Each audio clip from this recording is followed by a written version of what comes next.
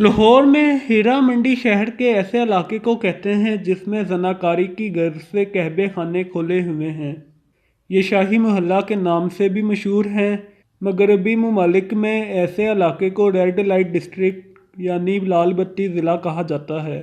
اس کی تاریخ یہ ہے کہ مغل دور میں ہیرا منڈی رقص اور موسیقی کے لیے مشہور تھا۔ یہ شہر کے طوافی ثقافت کا مرکز تھا۔ لوگ بصری تفریح اور موسیقی کے لیے یہاں جاتے تھے۔ بعض روایات کے مطابق یہاں سکھ حکومت کے ہندو ڈوگرا وزیر اعظم دھیان سنگھ کے بیٹے ہیرا سنگھ کی حویلی تھی۔ ہیرا سنگھ مہاراجہ رنجیت کا منہ بولا بیٹا تھا۔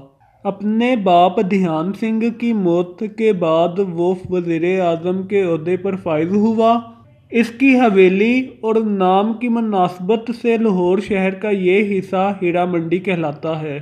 عصمت فروشی کا آغاز اس وقت شروع ہوا جب برطانوی راج کے دوران برطانوی فوجیوں کی تفریح کے لیے پرانی انارکلی بازار میں کوٹھے تیار کیے گئے۔